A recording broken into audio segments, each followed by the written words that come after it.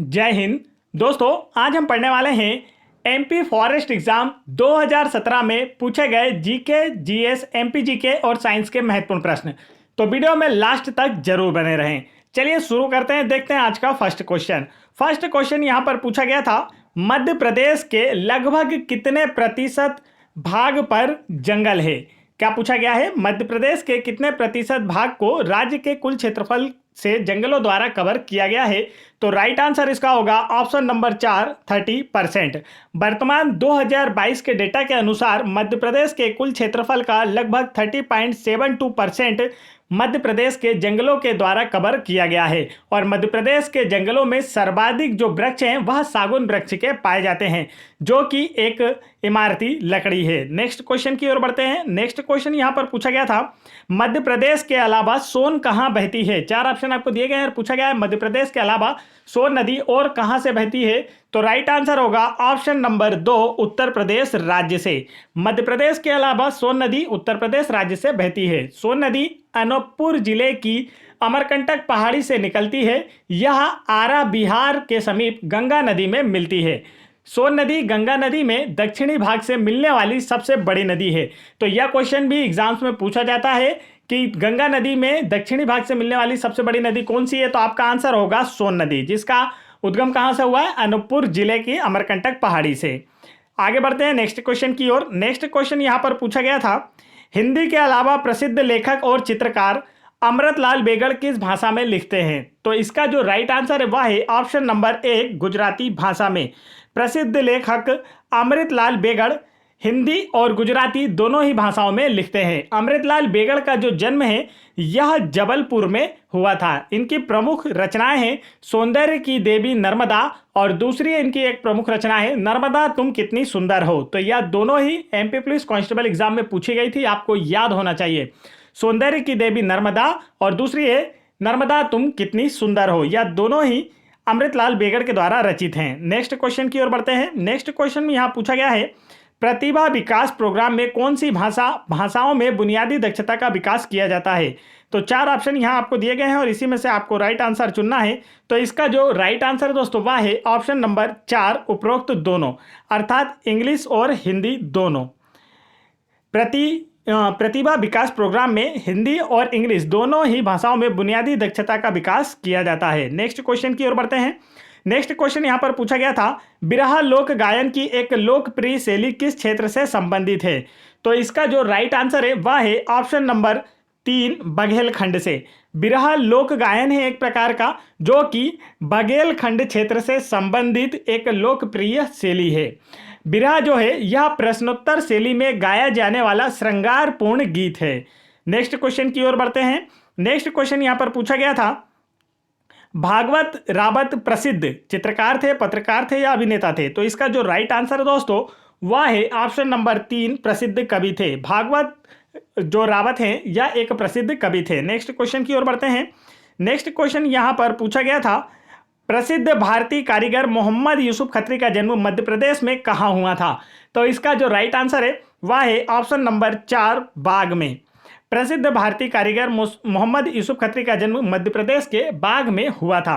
दोस्तों, MP police constable exam 2020 जिसके exam जनवरी 2022 में कंडक्ट कराए गए थे, इसमें भी मध्य प्रदेश के जो फेमस लोग हैं इनके बारे में, जैसे कि खिलाड़ी, एक्टर और प्रसिद्ध नेता हैं, इनके बारे में क्वेश्चंस पूछे गए थे। और जिसके लिए हमने आप लोगों को इसी एग्जाम के दौरान एक बेस्ट वीडियो भी प्रोवाइड कराया था, जिसमें एमपी के जितने भी फेमस पर्सन हैं इन सभी की जानकारी हमने आपको दी थी और उसमें से सारे क्वेश्चन आप लोगों के एग्जाम में पूछे गए थे। तो जिन्होंने भी अभी तक वह वीडियो नहीं देखा है वह वीडियो देख सकते हैं। आगे बढ़ते हैं नेक्स्ट क्वेश्चन की ओर। नेक्स्ट क्वेश्चन यहाँ पर पूछा गया है, निम्न में से कौन सा अयस्क मध्य प्रदेश में पाया जाता है। तो इसका जो राइट आंसर है वह है ऑप्शन नंबर 2, लोहा और मैग्नीशियम।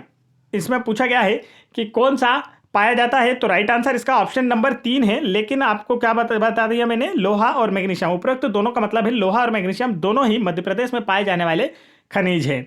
नेक्स्ट क्वेश्चन की ओर बढ़ते हैं। नेक्स्ट क्वेश्चन यहाँ पर पूछा गया था, निम्न में से कौन सा मड़ई वन में देखा जा सकता है।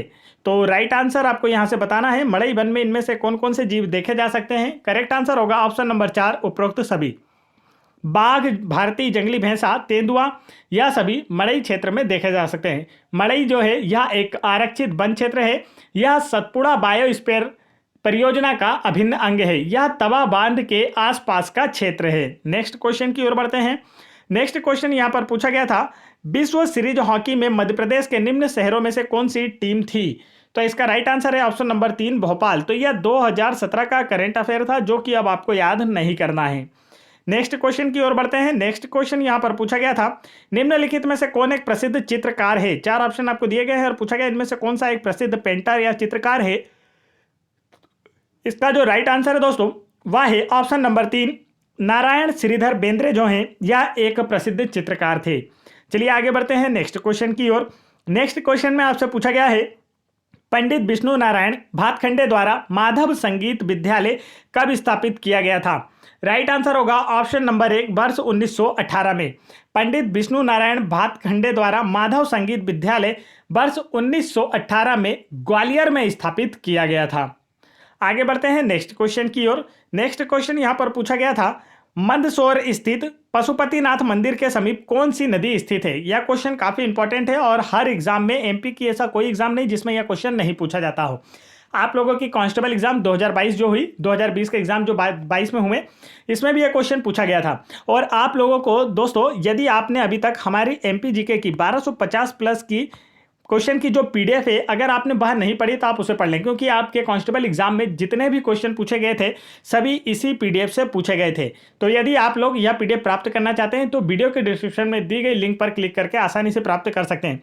और आपकी आने वाली सभी एग्जाम में एमपी जीके के सारे प्रश्न इसी पीडीएफ से ही पूछे जाने वाले हैं। तो यह पीडीएफ जरूर पढ़ें। हाँ, तो यहाँ पर आपसे पूछा गया है, मंदसौर स्थित पशुपतिनाथ मंदिर के समीप कौन सी नदी स्थित है? राइट आंसर होगा ऑप्शन नंबर 3 शिवना नदी। मंदसौर स्थित पशुपति मंदिर के समीप शिवना नदी स्थित है। मंदसौर के पशुपतिनाथ मंदिर की तुलना नेपाल के पशुपतिनाथ मंदिर से की जाती है। और यहाँ पर ये जो शिवना नदी है इसमें हर बार बाढ़ भी आती है, जिसके कारण भी यह काफ़ी चर्चा में रहता है। नेक्स्ट क्वेश्चन की ओर बढ़ते हैं। नेक्स्ट क्वेश्चन यहाँ पर पूछा गया था, मध्य प्रदेश के खालिस्तान के ब्लॉक पेंटर साड़ियों में अद्वितीय वाटिक का काम करते हैं। 4 ऑप्शन आपको दिए गए और पूछा गया है, मध्य प्रदेश के किस क्षेत्र में ब्लॉक पेंटर साड़ियों में अद्वितीय वाटिक का काम करते हैं? तो इसका जो राइट आंसर है वह है ऑप्शन नंबर 2 भैरवगढ़। मध्य प्रदेश के भैरवगढ़ में के ब्लॉक प्रिंटर साड़ियों में अद्वितीय वाटिक का काम करते हैं। नेक्स्ट क्वेश्चन की ओर बढ़ते हैं। नेक्स्ट क्वेश्चन में यहाँ पूछा गया है, मध्य प्रदेश सरकार ने किसके समर्पण में वर्ष 2017 को गरीब कल्याण वर्ष घोषित किया है? राइट आंसर होगा ऑप्शन नंबर 3 पंडित दीनदयाल उपाध्याय। मध्य प्रदेश सरकार ने पंडित दीनदयाल उपाध्याय के समर्पण में वर्ष 2017 को गरीब कल्याण वर्ष घोषित किया है। आगे बढ़ते हैं नेक्स्ट क्वेश्चन की ओर। नेक्स्ट क्वेश्चन यहां पर पूछा गया है, मध्य प्रदेश के निम्नलिखित राष्ट्रीय उद्यानों में से कौन से उद्यान में बंजर नदी बहती है? 4 ऑप्शन आपको दिए गए और पूछा गया इनमें से किस राष्ट्रीय उद्यान से होकर बंजर नदी बहती है? तो इसका जो राइट आंसर है दोस्तों वह है option number 2 Kanha tiger reserve. Kanha tiger reserve से बंजर नदी होकर बहती है। कान्हा टाइगर रिजर्व मंडला और बालाघाट जिलों में विस्तृत है। इसका क्षेत्रफल 940 वर्ग किलोमीटर है, जो कि कांस्टेबल एग्जाम में पूछा गया था। मध्य प्रदेश में वर्ष 1974 में सर्वप्रथम कान्हा किसली राष्ट्रीय उद्यान को प्रोजेक्ट टाइगर इसी में आरंभ किया गया था। कान्हा टाइगर रिजर्व के बंजर व सुपर्ण नदियां प्रवाहित होती हैं। तो इसमें से 2 नदियां बहती हैं, एक तो बंजर और दूसरा कौन सा है? सुपर्ण। तो ये दोनों ही आप ये नाम ही याद रख सकते हैं। नेक्स्ट क्वेश्चन की ओर बढ़ते हैं। नेक्स्ट क्वेश्चन यहाँ पर पूछा गया था, वर्तमान मध्य प्रदेश राज्य खालिस्तान लाख हेक्टेयर क्षेत्रफल में फैला हुआ है। तो इसका जो राइट आंसर है वह है ऑप्शन नंबर 4 308। वर्तमान मध्य प्रदेश राज्य 308 लाख हेक्टेयर क्षेत्रफल में फैला हुआ है। मध्य प्रदेश के टोटल क्षेत्रफल की बात कर ली जाए तो 3,08,252 वर्ग किलोमीटर है और 308 लाख हेक्टेयर में फैला हुआ है। हेक्टेयर में बोले तो 308 लाख हेक्टेयर और किलोमीटर में बोले तो 3,08,252 वर्ग किलोमीटर। मध्य प्रदेश पूरे भारत के क्षेत्रफल का 9.38% भाग अपने में समाहित किए हुए है। यह क्षेत्रफल की दृष्टि से भारत का दूसरा सबसे बड़ा राज्य है। और भारत का क्षेत्रफल की दृष्टि से सबसे बड़ा राज्य कौन सा है, यह आपको मुझे कमेंट करके बताना है। नेक्स्ट क्वेश्चन पूछा गया है, मध्य प्रदेश का सर्वप्रथम बायो मिथेनेशन कारखाना का उद्घाटन कहाँ हुआ है? राइट आंसर होगा ऑप्शन नंबर 2 भोपाल में। मध्य प्रदेश के सर्वप्रथम बायोमिथेनेशन कारखाने का उद्घाटन प्रदेश की राजधानी भोपाल में हुआ है। मीथेन गैस का जो सूत्र होता है वह CH4 होता है। मीथेन प्राकृतिक गैस का प्रमुख संगठन होती है। नेक्स्ट क्वेश्चन की ओर बढ़ते हैं। नेक्स्ट क्वेश्चन यहां पर पूछा गया है, सुनील केवट किस खेल से संबंधित हैं? तो इसका जो राइट आंसर दोस्तों वह है ऑप्शन नंबर 3 कयाकिंग कैनोइंग खेल से संबंधित हैं सुनील केवट। नेक्स्ट क्वेश्चन की ओर बढ़ते हैं। नेक्स्ट क्वेश्चन यहां पर पूछा गया था, गांधी सागर बांध का निर्माण निम्न में से किन नदियों पर किया गया है? तो इसका जो राइट आंसर वह है ऑप्शन नंबर 4 चंबल नदी पर। गांधी सागर बांध का निर्माण जो है चंबल नदी पर किया गया है। यह बांध मंदसौर जिले की भानपुरा तहसील में बनाया गया है। तो आपको जिले का नाम याद रखना है, किस जिले में बनाया गया है? मंदसौर जिले में बनाया गया है। इसका शिलान्यास प्रथम प्रधानमंत्री जवाहरलाल नेहरू द्वारा किया गया था। गांधी सागर बांध चंबल नदी पर प्रथम और सबसे बड़ा बांध है। चलिए आगे बढ़ते हैं नेक्स्ट क्वेश्चन की ओर। दोस्तों अब हम 27 जुलाई 2017 की फर्स्ट शिफ्ट में ही पूछे गए साइंस के प्रश्न देखने वाले हैं। तो चलिए यहां पर देखते हैं फर्स्ट क्वेश्चन क्या पूछा गया था। फर्स्ट क्वेश्चन पूछा गया था, ध्वनि निम्न में से गति नहीं कर सकती। 4 ऑप्शन आपको दिए गए हैं और पूछा गया ध्वनि किस में गति नहीं कर सकती है। तो इसका जो राइट आंसर है वह है ऑप्शन नंबर 3 निर्वात में ध्वनि गति नहीं कर सकती है। ध्वनि की सर्वाधिक चाल ठोस इस्पात में होती है। नेक्स्ट क्वेश्चन की ओर बढ़ते हैं। नेक्स्ट क्वेश्चन पूछा गया था, दाढ़ी मूछ और टेढ़े कंधे भारी आवाज सभी द्वितीयक लैंगिक लक्षण हैं। तो इनमें से बताना आपको वयस्क लड़की के लक्षण हैं या वयस्क लड़के के लक्षण हैं या फिर किशोर लड़की के लक्षण हैं या फिर किशोर लड़के के लक्षण हैं। तो इसका जो राइट आंसर है वह है ऑप्शन नंबर 2 वयस्क लड़के के। आपने देखा होगा कि जब लड़के बड़े होते हैं, वयस्क होते हैं, तो उनके मुंह पर दाढ़ी मूछें आ जाती है, चौड़े कंधे और उनकी आवाज़ भारी हो जाती है। चलिए आगे बढ़ते हैं नेक्स्ट क्वेश्चन की ओर। नेक्स्ट क्वेश्चन में पूछा गया है, ध्वनि से एक प्रतिध्वनि को अलग पहचानने के लिए न्यूनतम समय अंतराल कितना है? तो इसका जो राइट आंसर है वह है ऑप्शन नंबर 1 0.1 सेकेंड। किसी भी ध्वनि का प्रभाव हमारे कानों पर 1/10 सेकेंड अर्थात 0.1 सेकेंड तक रहता है। इस दौरान अगर कोई ध्वनि हमारे कानों पर पहुंचती है तो वह हमें सुनाई नहीं देगी। तो हमें कोई भी दूसरी ध्वनि सुनने के लिए मतलब ध्वनि और प्रतिध्वनि के बीच कम से कम कितना समय का अंतराल होना चाहिए? 0.1 सेकेंड का होना चाहिए, तभी हम कोई प्रतिध्वनि सुन सकते हैं। नेक्स्ट क्वेश्चन की ओर बढ़ते हैं। नेक्स्ट क्वेश्चन पूछा गया था, खाद्य पदार्थ के डिब्बों के ऊपर टीन की परत होती है, जिंक की नहीं, क्यों? तो इसका जो राइट आंसर है दोस्तों वह है ऑप्शन नंबर 2 जिंक टीन की तुलना में महंगा होता है। खाद्य पदार्थों के डिब्बे पे ऊपर टीन की परत होती है, जिंक की नहीं, क्योंकि जिंक जो है यह टीन की तुलना में महंगा आता है। चलिए आगे बढ़ते हैं। और आपने देखा होगा कि खाद्य पदार्थों के लोहे के डिब्बे पर टीन की परत इसलिए चढ़ा होती है क्योंकि टीन जो है यह लोहे की अपेक्षा कम अभिक्रियाशील होता है। आपने देखा होगा कि लोहे पर जल्दी जंग लग जाता है लेकिन टीन पर जल्दी से जंग नहीं लगता है। नेक्स्ट क्वेश्चन पूछा गया है, इंसान की आंख के लेंस की फोकस दूरी सामान्य आंख के साथ कितनी होती है? तो इसका जो राइट आंसर है वह है option number 1 2.5 centimetre.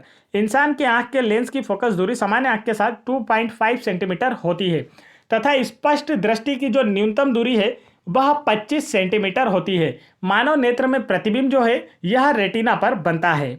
Next question की ओर बढ़ते हैं। नेक्स्ट क्वेश्चन यहाँ पर पूछा गया था, एक मिश्र धातु क्या होती है? तो इसका जो राइट आंसर है दोस्तों वह है ऑप्शन नंबर 1 एक सजातीय मिश्रण होती है। एक मिश्र धातु 2 या 2 से अधिक धातुओं का एक सजातीय मिश्रण होती है। नेक्स्ट क्वेश्चन की ओर बढ़ते हैं। नेक्स्ट क्वेश्चन पूछा गया था, घोड़े द्वारा ले जाई गई एक घोड़ा गाड़ी किसका उदाहरण है, किस प्रकार के बल का उदाहरण है? तो राइट आंसर होगा ऑप्शन नंबर 4 पेशीय बल या शारीरिक बल, जिसे हम मस्कुलर फोर्स के नाम से भी जानते हैं। घोड़े द्वारा जब कोई गाड़ी आगे खींची जाती है तो घोड़े के द्वारा अपनी मांसपेशियों का बल लगाकर उस गाड़ी को आगे खींचा जाता है, जिसे हम पेशीय बल, मस्कुलर फोर्स या शारीरिक बल भी कहते हैं। आगे बढ़ते हैं नेक्स्ट क्वेश्चन की ओर। नेक्स्ट क्वेश्चन में पूछा गया है, निम्न में से कौन उत्पादक है? 4 ऑप्शन आपको दिए गए और पूछा गया इनमें से कौन सा एक उत्पादक है। राइट आंसर होगा ऑप्शन नंबर 4 हरे पादप जो हैं यह अपना भोजन स्वयं बनाते हैं अतः इन्हें उत्पादक के रूप में जाना जाता है। पेड़ पौधे उत्पादक कहलाते हैं क्योंकि यह प्रकाश संश्लेषण द्वारा अपना भोजन स्वयं बनाते हैं। उत्पादक खाद्य श्रृंखला के प्रथम चरण होते हैं। नेक्स्ट क्वेश्चन की ओर बढ़ते हैं। नेक्स्ट क्वेश्चन यहाँ पर पूछा गया था, निम्न में से कौन सा जगत बैक्टीरिया का प्रतिनिधित्व करता है? 4 ऑप्शन आपको दिए गए हैं, पूछा गया इनमें से कौन सा जगत बैक्टीरिया का प्रतिनिधित्व करता है? तो राइट आंसर होगा ऑप्शन नंबर 2, मोनेरा जगत जो है यह बैक्टीरिया का प्रतिनिधित्व करता है। मोनेरा संघ में जीवाणु, नीलहरित शैवाल, माइकोप्लाज्मा आदि प्रोकैरियोटिक जीवों को रखा गया है। जीव जगत को 5 भागों में बांटा गया है। पहला है मोनेरा, दूसरा है प्रोटिस्टा, तीसरा है कवक और चौथा है प्लांटी और पांचवा है एनीमिलिया। एनीमिलिया को जंतु जगत के नाम से और प्लांटी को पादप जगत के नाम से भी जाना जाता है। यूग्लिना जो है यह प्रोटिस्टा वर्ग में शामिल होती है। यह भी आपको याद रखना, अक्सर एग्जाम में पूछ लिया जाता है। नेक्स्ट क्वेश्चन यहाँ पर पूछा गया था, एक विद्युत संयोजी बंध या आयनिक बंध किसके मध्य बनता है? तो इसका जो राइट आंसर है दोस्तों वह है ऑप्शन नंबर 3, विद्युत धनी तथा विद्युत ऋणी परमाणुओं के मध्य।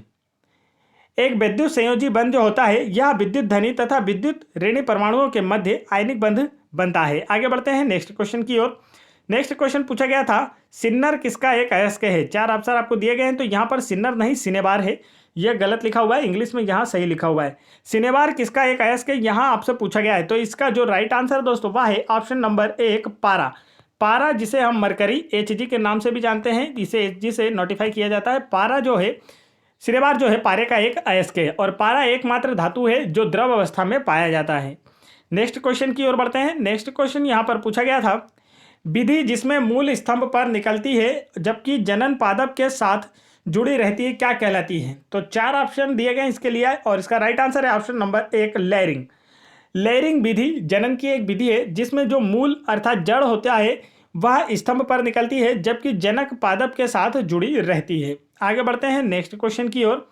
नेक्स्ट क्वेश्चन में यहाँ पूछा गया था, सितार और वायलिन जैसे संगीत वाद्य यंत्रों की घंटी और तार बनाने के लिए धातुओं की कौन सा लक्षण पाया जाना चाहिए? तो राइट आंसर है ऑप्शन नंबर 3, अर्धबन्यात्मक।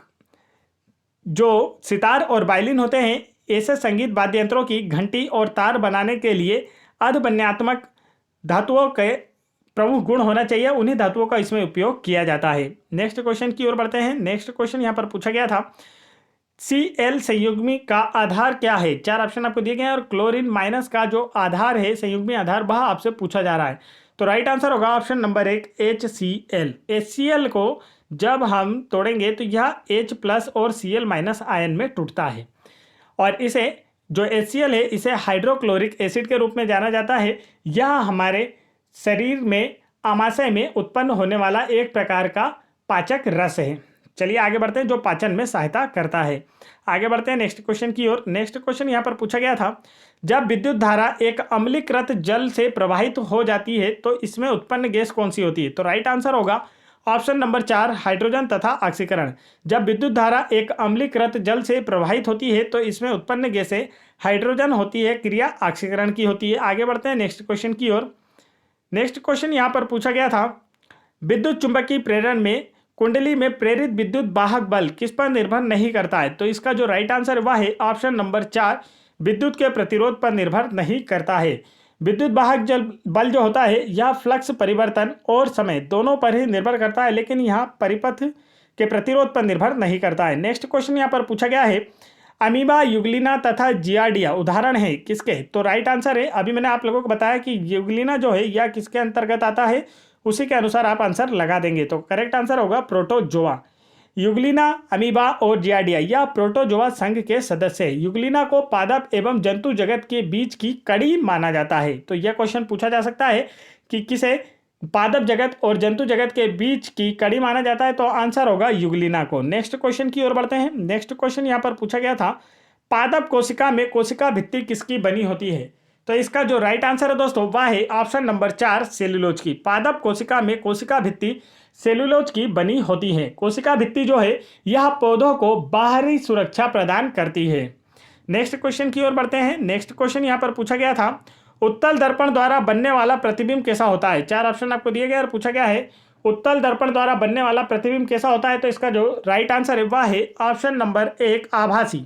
उत्तल दर्पण द्वारा बनने वाला प्रतिबिंब आभासी होता है। उत्तल दर्पण का उपयोग वाहनों के पीछे का दृश्य देखने के लिए साइड मिरर के रूप में किया जाता है। नेक्स्ट क्वेश्चन की ओर बढ़ते हैं। नेक्स्ट क्वेश्चन यहाँ पर पूछा गया था, नवग्रहों में से सूर्य के सबसे नजदीकी ग्रह कौन सा है? आंसर होगा ऑप्शन नंबर 2, बुध जो है यह सौरमंडल का सबसे छोटा ग्रह है और साथ ही यह सूर्य के सबसे नज़दीक स्थित ग्रह है। इसे सूर्य की एक परिक्रमा काल करने में लगभग 88 दिन का समय लगता है। तो दोस्तों आज का वीडियो यहीं समाप्त होता है। तो यह सब जीके हम आप लोगों के लिए डेली लेकर आ रहे हैं। यदि आपने अभी हमारे और वीडियोस नहीं देखे तो आपको एमपी फॉरेस्ट की सभी शिफ्टों के GK, GS, science, current affair और मैथ्स, रीजनिंग के वीडियोस देखना है तो आप चैनल की प्लेलिस्ट चेक कर सकते हैं। और जिन्होंने अभी तक वीडियो को लाइक नहीं किया फटाफट वीडियो को लाइक करें और चैनल को जरूर सब्सक्राइब कर लें ताकि ऐसे इंपॉर्टेंट एजुकेशनल वीडियो का नोटिफिकेशन आप तक आसानी से पहुंचते रहे। जय हिंद दोस्तों।